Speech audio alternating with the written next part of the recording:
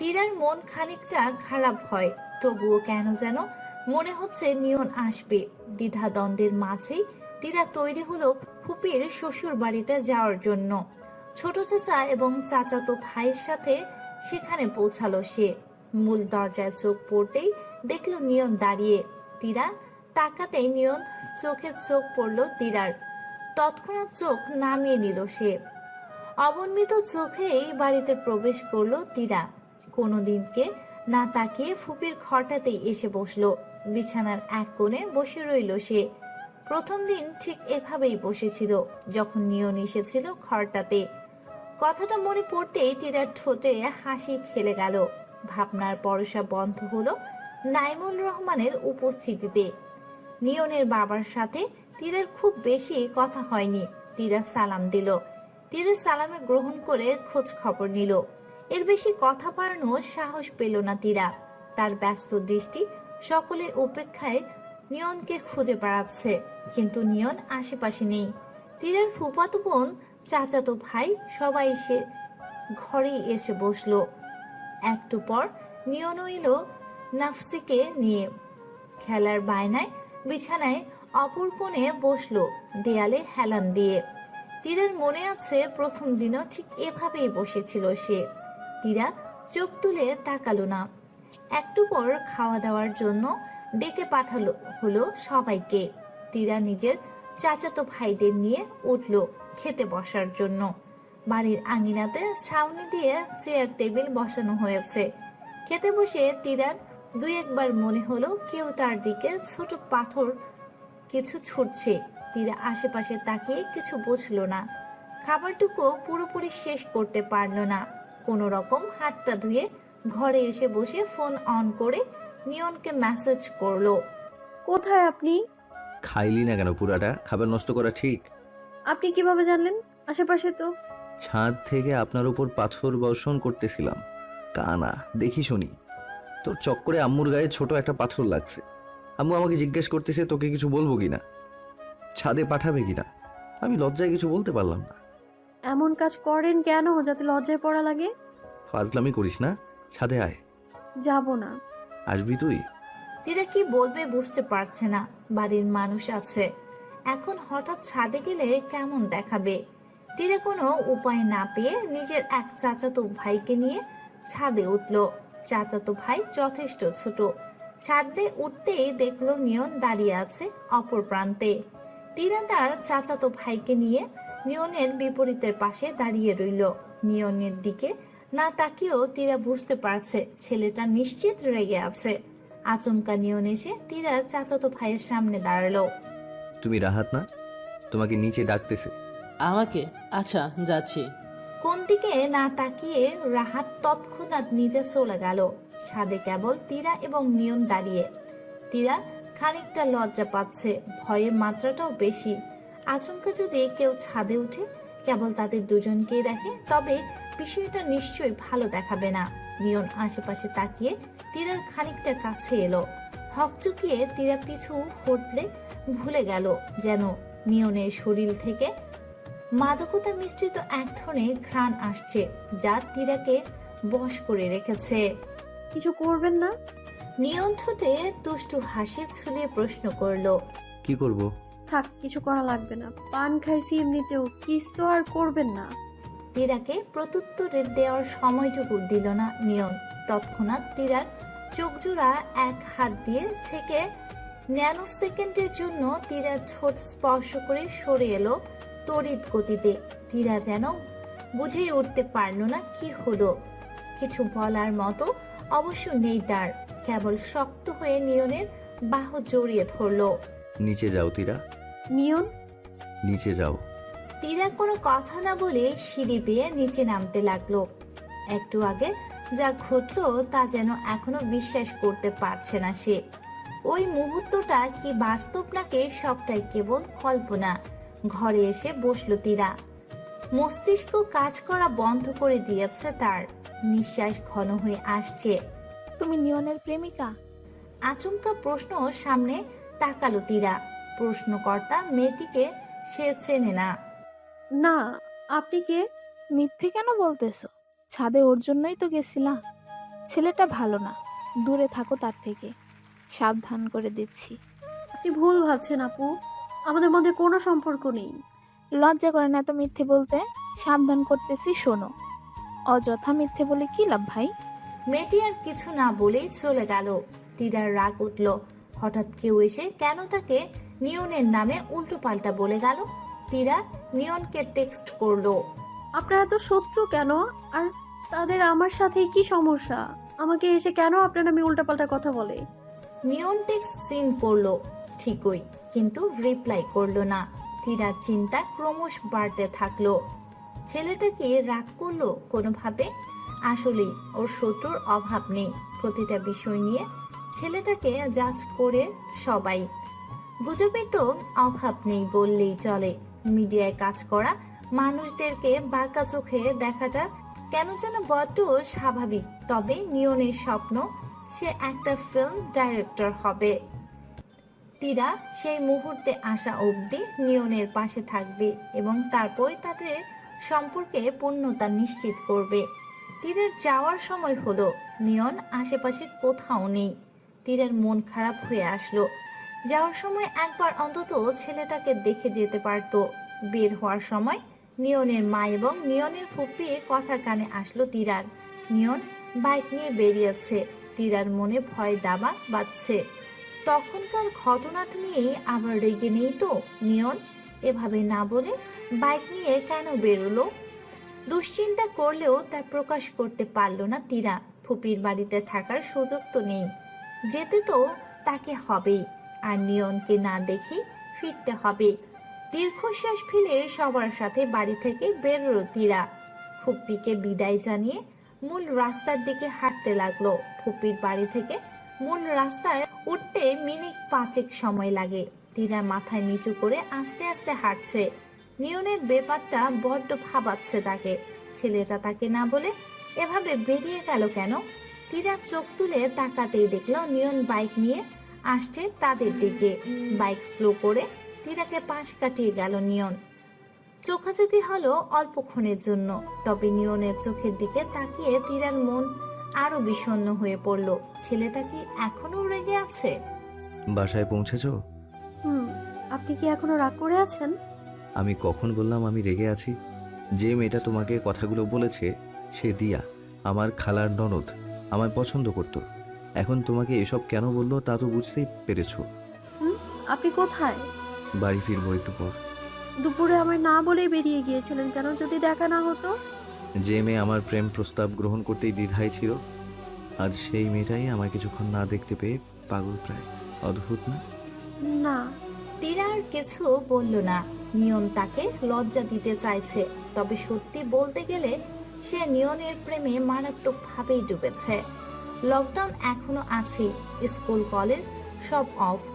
তীরা SSC 21 ব্যাচ। যে অবস্থা দেশের, তাতে ওদের পরীক্ষা হবে কিনা সন্দেহ। এমন দীর্ঘ সময় ছুটি কখনো পায়নি তীরা। পড়াশুনো যে শিখিয়ে তুলেছে বলা বাহুল্য। এর ওপর আবার নিয়নের আগমন তার জীবনে। সব মিলিয়ে আগের জীবনটা পুরোপুরি রদবদল হয়েছে বলা চলে। নিয়নের উপস্থিতি তীরাকে যে প্রশান্তি দেয় তা বোধহয় সে উপলব্ধি করতে পেরেই তৃপ্ত হয়। একটা কাজ করো তীরা, কি? তোমার মাকে বলো যে আমি তোমায় বলেছি আমি তোমাকে পছন্দ করি। এখন? হ্যাঁ, আমার সম্পর্কে ওনার ধারণা জানা দরকার। ভবিষ্যতের কথা তো ভাবতে হবে আমাদের। তীরার মনে ভয় ঢুকে যায়। নিজের মাকে চেনে সে। তারান্নুম বেগম শীতল রাগ বিশিষ্ট মানবী, সহজে রাগ দেখায় না, একদম ঠান্ডা ভাবে অগ্নি বর্ষণ করে। তীরা বুঝে উঠতে পারছে না কিভাবে বলবে। তীরা জোরে জোরে শ্বাস নিয়ে প্রস্তুত হলো। আল্লাহ জানে কপালে কি আছে। তারান্নুম বেগম তখন অফিস থেকে ফিরে টিভি দেখছে। তীরার বাবা আসেনি এখনো। তীরার ছোট বোন তার দাদির সাথে গ্রামের বাড়ি গেছে। বলতে গেলে বাড়িতে এ মুহূর্তে তীরা এবং তার মা ছাড়া কেউ নেই। কুলকুল করে ঘামছে তীরা। ফোন থেকে ফেসবুক ডিলিট করে মায়ের পাশাপাশি গিয়ে বসলো। আম্মু বলো। পড়াশোনা তো ছেড়ে দিছো, লকডাউন দেখে যে এক্সাম হবে না, ওই চিন্তা বাদ দাও। একটা কথা ছিল। বলো। নিয়ন ভাইয়া আছে না, ফুপির ননদের ছেলে, যার সাথে আমার ফেসবুকে কথা হয়েছিল বলেছিলাম না, হ্যাঁ, কি হয়েছে? উনি নাকি আমায় ভালোবাসে, অনেক আগে থেকেই পছন্দ করে, আর পারিবারিকভাবে। মাথা খারাপ? খবরদার, ওর সাথে আর কথা বলবি না তুই। বিয়াদব ছেলে কোথাকার। শোন, ওর থেকে দূরে থাকবি তুই। আচ্ছা আম্মু। তীরার গলা দিয়ে আওয়াজ বেরোতে চাচ্ছে না, অনেকটা জোর করেই সম্মতি জানিয়ে নিজের ঘর ফিরল তীরা। নিয়নকে জানাবে কিভাবে ছেলেটা যদি মন খারাপ করে, কিন্তু বলতে তো হবেই। নানা কথা ভেবে তীরা নিয়নকে মেসেজ দিল। আম্মুকে জানালাম কি বলেছে আন্টি? আপনার থেকে দূরে থাকতে। তো থাকো। ইয়ার কি পাইছেন আমায় নিয়ে? কি দরকার ছিল এক্ষুনি আম্মুকে জানানোর? পরে বলা যেত না? আগে থেকে জেনে রাখা ভালো। তোমার আম্মু আমাকে পছন্দ করেন, কখনো মেনে নেবেন কিনা সন্দেহ। মানবে ইনশাআল্লাহ, আমরা মানিয়েই ছাড়বো। কথাটা বলেই তীরার মনে অন্যরকম যুদ্ধের বাজনা বেজে উঠল। তার মা একবার যে কথা বলবে তার নড়চড় হয় না। একবার যখন বলেছে নিয়নকে তার পছন্দ না, তখন কথার নড়চড় হবে না। তীরার মন অনেকটা খারাপ হয়ে আসে, কিন্তু নিয়নকে আর সেসব বলল না তীরা। এমনিতেই ছেলেটা ঢাকা ফিরে যাবে, অন্তত মন খারাপ নিয়ে না ফিরুক। তীরার মাঝে মধ্যে মনে হয় নিয়নের জীবনে সে যন্ত্রণা হয়ে এসেছে। ছেলেটার জীবন বোধহয় তাকে ছাড়া বড্ড ভালোই কাটতো। এসব কথা নিয়নকে বলতে পারে না, ভয় হয় মুহূর্তেই প্রিয় মানুষটাকে হারিয়ে ফেলার ভয়। নিয়ন তীরাকে পছন্দ করে, এ কথা তীরার নানির কানেও গেল। তিনিও এসে তীরাকে পরামর্শ দিলেন ছেলেটার থেকে দূরে থাকতে। কারণ দিলেন দুটো: ছেলের চুল বড়, দেখতে অভদ্র লাগে; দ্বিতীয়, সে নাকি আগেও একজন মেয়ের বাড়িতে এসে বলেছিল তারা বিয়ে করছে। তীরা সবটাই শুনল এবং নানির হ্যাঁতে হ্যাঁ মিলালো, কিন্তু তার মনে ততক্ষণও অন্য ঝড় বয়ে চলেছে। অনলাইনে এসে কি ভেবে যেন স্প্যাম চেক করছিল সে। আচমকা এক মেয়ের মেসেজ নজর কাড়ল তার। মেয়েটা একটা ছবি পাঠাচ্ছে। তীরা ছবিটাতে ক্লিক করলো। নিয়ন বসে, পাশে তার হাত ধরে একটা মেয়ে বসে। নিয়নের ছবিটাতে মার্ক করা নিচে মেয়েটার একটা মেসেজ লিখেছে। আপু, তুমি যাকে ভালোবাসো তাকে একসময় আমি পছন্দ করতাম। ভয় পেও না, তোমার কোনো ক্ষতি আমি করব না। আমায় তোমার বন্ধু ভাবতে পারো। মেসেজটুকু পড়ে তীরার সমস্ত পৃথিবী যেন স্থির হয়ে গেল। এসব কি হচ্ছে তার সাথে? তীরা অনুভব করছে তার বুকে কেউ হাতুড়ি দিয়ে আঘাত করছে। তীরা নিশাদকে টেক্সট করলো তৎক্ষণাৎ। নিশু, বল। মেয়েটার টেক্সটের স্ক্রিনশট নিশাদকে দিল তীরা। নিশাদ মেসেজগুলো দেখলো। তীরা এখন অবধি মেয়েটার কথায় বিশ্বাস করতে পারছে না। তার মন বলছে এটাও দিয়ার মতোই কারু কাজ, কিংবা নিয়ন তার কোনো বান্ধবীকে দিয়ে এমনটা করাচ্ছে। তুই ভাইয়ার সাথেই কথা বল। তোর কি মনে হচ্ছে মেয়েটা সত্যি বলতেছে একটু? না, আমারও না। এখন নিয়নই বলবে সত্যিটা কি। তীরা স্ক্রিনশটগুলো নিয়নকে পাঠালো। নিয়ন দেখে উত্তর দিল না। তীরা বুঝতে পারলো না নিয়ন এমন করছে কেন। তবে কি মেয়েটার কথা কোনোভাবে সত্যি? মনের ভয় দানা বাঁধলো তার। আপনি কিছু বলবেন? তুমি আমায় বিশ্বাস করো? বিশ্বাস করি বলেই সরাসরি জিজ্ঞেস করছি, এসব কি? মেয়েটা আপনার সাথে ছবি কেন তুলেছে? আপনি নিশ্চয়ই তাকে চেনেন। হ্যাঁ, ও আমাদের আত্মীয় হয়, চরিত্রহীন মেয়ে। ওর সাথে ওই ছবিটা তোলা আমার লাইফের সবচেয়ে বড় ভুল ছিল। ও বাড়ি থেকে পালিয়েছিল, আমি ওকে ফেরত আনতে গিয়েছিলাম। শুধু আত্মীয় হিসেবে যতটুকু সাহায্য করা উচিত আর কি। ছবি তোলার জেদটা ওই করেছিল, আমি বুঝতে পারিনি ছবিটা এইভাবে ইউজ করবে ও। এখন কি করব আমি? ব্লক করো মেয়েটাকে। তীরা 7-5 না ভেবে ব্লক করে দিল মেয়েটাকে। সব মিলিয়ে তার সম্পর্কটা এখন জলে ভাসা কচুরি পানার ন্যায়। কোন দিকে যে যাবে তা সে নিজেও জানে না। নিয়নকে আদৌ তার পরিবার কখনো মানবে? নিয়নের বাবা মা জানে তীরার কথা, সেই হিসেবে ওই দিন থেকে কোনো ঝামেলা হবে না। ঝামেলা হবে তীরার পরিবারে। কিভাবে রাজি করাবে সে নিজের পরিবারকে? প্রেম করার সময়ও চিন্তায় মাথায় না আসলেও এখনো ভাবনায় তীরাকে ঘুমাতে দেয় না। মনুষ্য প্রবৃত্তি বড্ড অদ্ভুত। এরা সেই জিনিসের প্রতি আকৃষ্ট হয় যা পাওয়ার প্রায় অসম্ভব বললেই চলে। তীরা দীর্ঘশ্বাস ফেলল। নিয়নকে সে ঠিক কি পরিমাণে ভালোবেসে ফেলেছে তা যদি সে একটু বোঝাতে পারতো কাউকে। নিয়ন কেবল একজন প্রেমিক নয়, বন্ধু হয়ে তীরার পাশে ছিল। এবার তীরা উপলব্ধি করলো কেন নিয়ন বন্ধুত্বের উপেক্ষা করে ভালোবাসা বেছে নিয়েছিল। ভালোবাসার সুখকর মুহূর্তে সাগরের ভাসমান নিয়ন। তীরার জীবনে তখনও কোনো বড়সড় ঢেউর আগমন ঘটেনি, কিন্তু ঘটতে চলেছে অতি শীঘ্রই, যা তারা তখনও কল্পনাও করেনি। তীরার প্রতি তারান্নুম বেগম ইদানিং সন্দেহের দৃষ্টির তাকায়। তীরা অবশ্য আফসোস করে কেন যে সে নিয়নের ব্যাপারটা মায়ের সামনে তুলেছিল। ওই একটা কথাতেই মায়ের সমস্ত সন্দেহ নিজের দিকে টেনে নিয়েছে যেন তীরা। অবশেষে সেই অশুভক্ষণ এলো তীরার জীবনে। 11 ডিসেম্বর তীরার প্রেম পর্বের প্রথম খারাপ দিন। সকাল সবে 7টা। তীরা রাস্তায় একাকে দাঁড়িয়ে নিয়নের জন্য অপেক্ষা করছে। নানি বাড়িতে বেড়াতে এসেছিল সবার সাথে। শুক্রবার প্রাইভেট ছিল সকালে, বিধায় একাই বেরিয়েছে প্রাইভেটের জন্য। নিয়ন বগুড়া এসেছে গতকাল। তীরার সাথে দেখা করার চিন্তা ভাবনায় হঠাৎই। তীরা নিষেধ করতে পারেনি, তার ইচ্ছে করেনি নিষেধ করতে।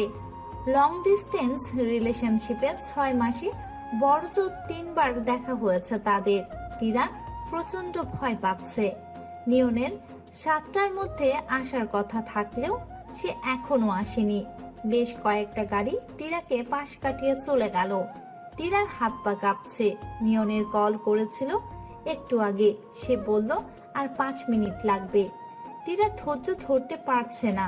তার নানা বাড়ির রাস্তায় মোড় এটা, এখানে হুট করে কেউ চিনে ফেলবে রক্ষে নেই তার। নিয়নও আজব জেদ করলো দেখা করবেই। তীরার বেহায়া মনটাও গলে গেল। কি আর করার। মিনিট 5 মাথায় নিয়ন এসে তীরার পাশে দাঁড়ালো। তীরার হৃদস্পন্দন আরো বাড়লো। ভয় এবং প্রশান্তি অদ্ভুত এক যুগল মিলন অনুভব করতে পারছে সে। নিয়ন একটা গাড়ি দাঁড় করালো। সিএনজিটাতে উঠতে নিলে তীরা খেয়াল করলো ড্রাইভারটার পরিচিত। তীরা সালাম দিয়ে পরিচয় জানিয়ে উঠলো সেটাতে। নিয়ন মাথায় হাত দিয়ে এ দৃশ্য দেখলো। গাড়িতে উঠে ফোন বের করলো।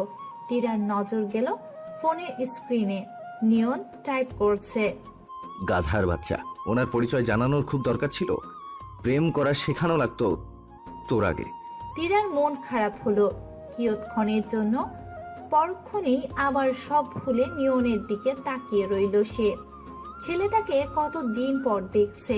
ইচ্ছে করছে দুগালে হাত রেখে নাকের নাক ঘষতে। ইচ্ছেটাকে দমিয়ে নিয়নের চোখের দিকে পলকহীন তাকিয়ে রইল তীরা। নিয়ন আবারও ফোনে টাইপ করলো। আমি জানি তোমার এখন আমাকে কিস করতে মন চাইতেছে, বাট কন্ট্রোল করো। তীরা হেসে ফেললো। এই ছেলেটা এমন কেন? একটু শান্তিতে তার দিকে তাকাতেও পাচ্ছে না। নিয়ন তীরার কোল থেকে তার ব্যাগটা নিল। তীরার ব্যাগ থেকে তীরার ব্যাগে একটা বই ঢুকালো। তীরা বইটা চিনতে পারলো। এই বইটা কেনার তার খুব ইচ্ছে ছিল। নিয়নকে বলেছিল বইটা সে কিনবে। নিয়ন সেটাই গিফট করলো তাকে। তীরা অবশ্যই নিয়নকে বলেছিল বইটা যেন আগে সে পড়ে, তারপর তীরাকে দেয়। নিয়ন মাপ এবং দোয়া চেয়ে প্রস্থান করেছিল। বই পড়ার ধৈর্য তার নেই। তীরার অদ্ভুত লাগে, মানুষ কেন যেন বিপরীত ধর্মী মানুষের প্রতি আকৃষ্ট হয়। তীরার বই পড়তে ভালো লাগে। নিয়ন বই পড়তে পছন্দ করে না। নিয়ন টেকনোলজি নিয়ে দিন রাত কথা বলতে পারে। তীরার সেসব বিরক্ত লাগে। 2 মেরুর 2 মানুষ কি অদ্ভুত ভাবেই যে মিলে গেল, ভাবতেও অবাক লাগে তীরার। কি ভাবছেন জান? নিয়ন ফিসফিস করে বলে উঠল, কিছু না। হাতটা দাও তো। বলেই নিজেই তীরার হাতটা নিজের মুঠোয় নিয়ে নিল। তীরা কিঞ্চিত কেঁপে উঠল। আগের বার এত শক্ত করে হাতটা ধরেছিল নিয়ন। নিয়ন পকেট থেকে একটা রিং বের করলো। তীরার কোন আঙ্গুলে পরাবে বুঝতে পারলো না। বৃদ্ধাঙ্গুলে পড়লেও আংটি খুলে পড়বে, এতটাই চিকন তীরার হাত।